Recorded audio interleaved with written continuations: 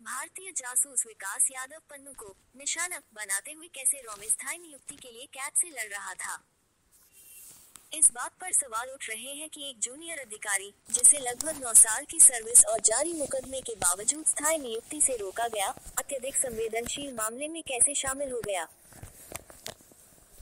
पूर्व खुफिया अधिकारी विकास यादव, जिस पर अमेरिका ने भारत द्वारा नामित आतंकवादी गुरपतवंत सिंह पन्नू के खिलाफ न्यूयॉर्क में हत्या की साजिश रचने का आरोप लगाया है, ने पिछले साल ही केंद्रीय प्रशासनिक न्यायाधिकरण कैट में मुकदमा दायर करने के बाद research and analysis wing raw में स्थायी नौकरी हासिल की थी। द प्रिंट को इस बारे में दस्तावेज से जानकारी मिली है। मुकदमे से पता चला कि यादव ने रॉ के लिए बतौर प्रोबेशन 9 साल तक सीनियर फील्ड ऑफिसर (एसएफओ) के पद पर काम किया है।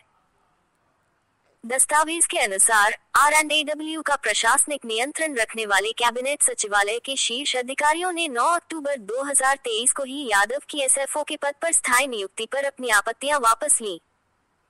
इसके बाद यादव को R&AW की सहयोगी इमेज इंटेलिजेंस जानकारी जुटाने वाली एजेंसी एविएशन रिसर्च सेंटर में स्थायी एसएफओ नियुक्त किया गया।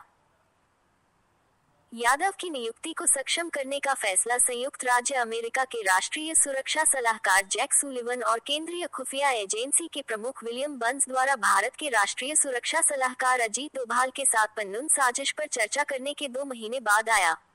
इन समय सीमाओं के बारे में बहुत जिज्ञासा होगी और समय के साथ ही स्पष्टता सामने आ सकती है। इस बात पर भी बहुत कम स्पष्टता है कि एक जूनियर अधिकारी इतने संवेदनशील ऑपरेशन में कैसे शामिल हो गया, जिसमें कथित तौर पर एक प्रमुख पश्चिमी लोकतंत्र में हत्या का प्रयास शामिल था।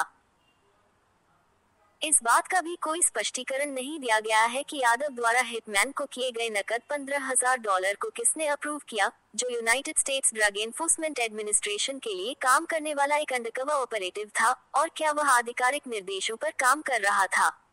पन्नू मामले के सिलसिले में FBI ने यादव को अपनी मोस्ट वांटेड सूची में डाल दिया है। 10 अक्टूबर को उनके खिलाफ गिरफ्तारी का एक अमेरिकी संघीय वारंट जारी किया गया था। आप उनकी गिरफ्तारी के बारे में अधिक जानकारी यहाँ पढ़ सकते हैं।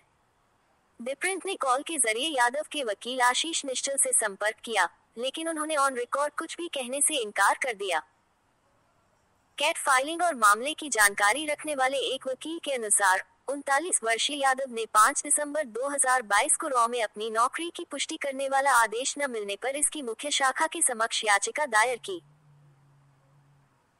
यादव ने अपने सबसे प्रमुख बॉस, रॉ प्रमुख या कैबिनेट सचिवालय के सचिव आर के खिलाफ याचिका दायर की थी, जैसा कि पद का वर्णन किया गया है। साथ ही कैबिनेट सचिवालय में विशेष सचिव एसआर या अतिरिक्त सचिव और कैबिनेट सचिवालय के विमानन अनुसंधान केंद्र के विशेष सचिव ARC सुरक्षा महानिदेशालय के खिलाफ भी याचिका दायर की थी।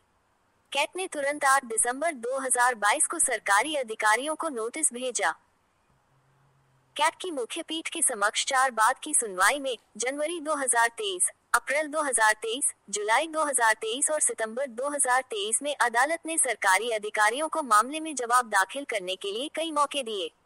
सरकार ने आखिरकार 26 सितंबर 2023 को जवाब दाखिल किया। अप्रैल और जुलाई में रॉ नेताओं को कैट द्वारा दिए गए नोटिस के बीच के महीनों में हरदीप सिंह निज्जर की हत्या हुई और गुरपतवंत सिंह पन्नू के खिलाफ साजिश, जिसमें यादव शामिल है, को भी नाकाम कर दिया गया। द प्रिंट द्वारा प्राप्त कैट के आदेश के अनुसार एविएशन रिसर्च सेंटर के उप सचिव कार्मिक प्रभाग ने 9 अक्टूबर 2023 को यादव की नौकरी की पुष्टि करते हुए एक कार्यालय आदेश जारी किया।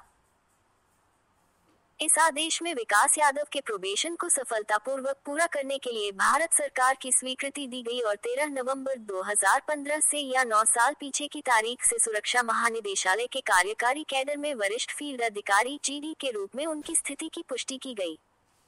कैट के आदेश से संकेत मिलता है कि 2015 के आसपास विकास यादव ने कैबिनेट सचिवालय में अपनी प्रोबेशन पीरियड पूरा किया था। हालांकि उन्हें अपनी नौकरी की पुष्टि के आदेश भारतीय जासूस